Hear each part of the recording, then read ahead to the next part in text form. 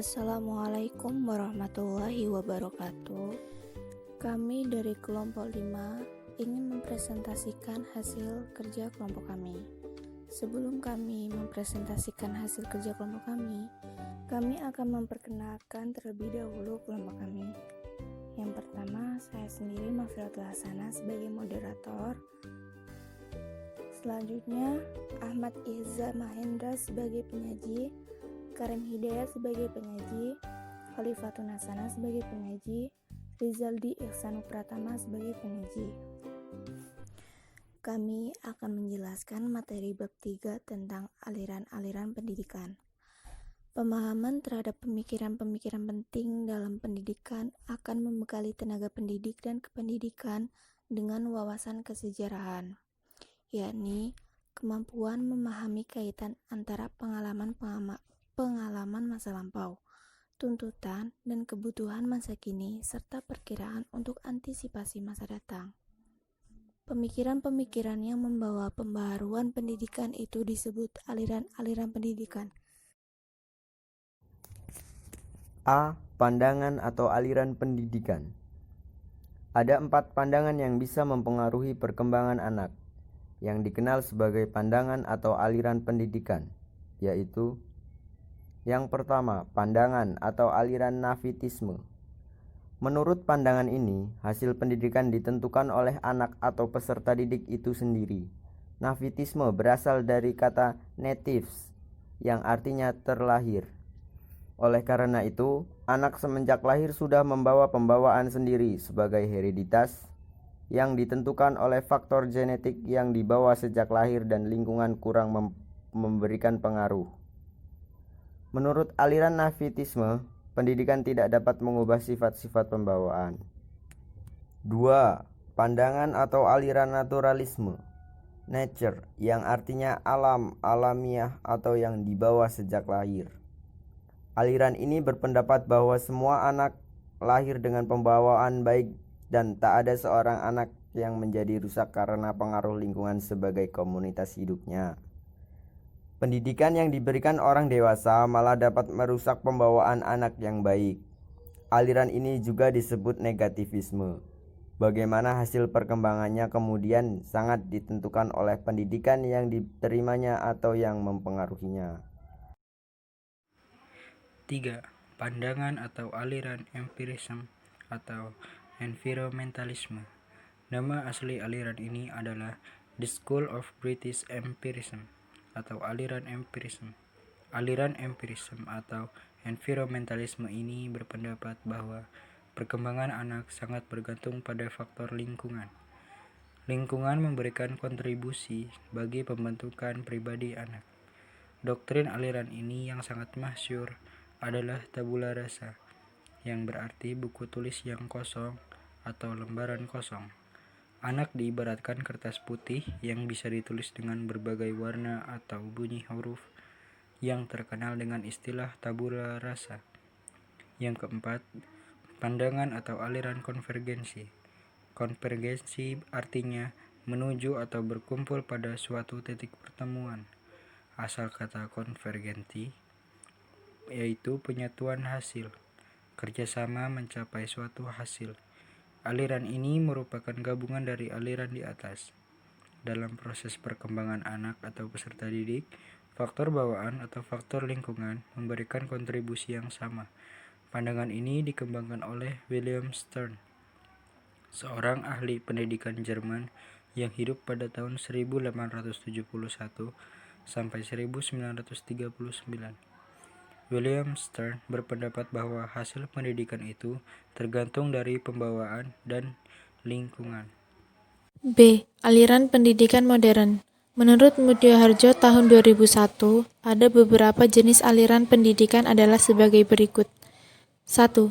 Progresivisme. Pendidikan di sekolah berpusat pada anak child-centered sebagai reaksi terhadap pelaksanaan pendidikan yang masih berpusat pada guru teacher-centered atau bahan pelajaran subject-centered. Kurikulum pendidikan progresivisme adalah kurikulum yang berisi pengalaman-pengalaman atau kegiatan-kegiatan belajar yang diminati oleh setiap peserta didik, experience kurikulum.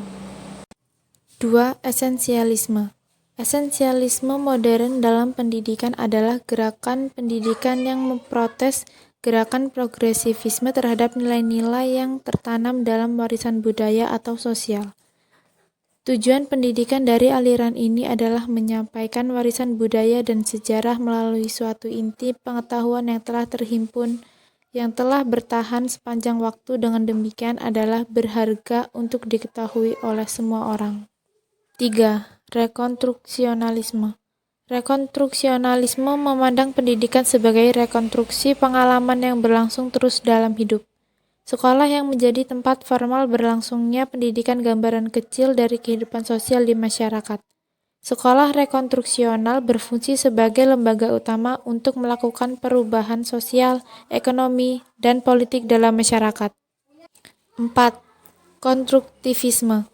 Gagasan pokok aliran ini diawali oleh Giambattista Vico, seorang epistemologi Italia, dan dipandang sebagai cikal bakal lahirnya konstruksionisme. Vico mengatakan bahwa Tuhan adalah pencipta alam semesta dan manusia adalah tuan dari penciptaan. Mengerti berarti mengetahui sesuai jika ia mengetahui. Hanya Tuhan yang dapat mengetahui segala sesuatu karena Dia pencipta segala sesuatu itu. 5. Perennialisme. Perennialisme adalah gerakan pendidikan yang mempertahankan bahwa nilai-nilai universal itu ada, dan bahwa pendidikan hendaknya merupakan suatu pencarian dan penanaman kebenaran-kebenaran dan nilai-nilai tersebut. Guru mempunyai peranan dominan dalam penyelenggaraan kegiatan belajar mengajar di kelas. 6. Idealisme. Aliran idealisme merupakan suatu aliran ilmu filsafat yang mengagungkan jiwa.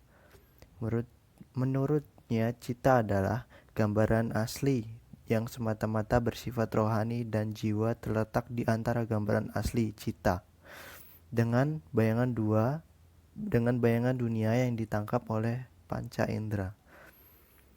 Pertemuan antara jiwa dan cita melahirkan suatu angan-angan, yaitu dunia idea. Aliran ini memandang serta menganggap bahwa yang nyata hanyalah idea. Selanjutnya, C. Gerakan-gerakan baru dalam pendidikan. 1. Pengajaran alam sekitar atau pembelajaran di luar kelas atau di luar sekolah, outbound.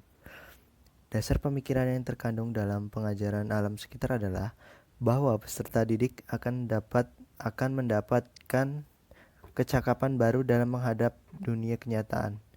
Di dalam pendidikan, hal ini dapat ditanamkan pemahaman, apresiasi, pemanfaatan lingkungan alami, dan sumber-sumber pengetahuan di luar sekolah yang semuanya penting bagi perkembangan peserta didik.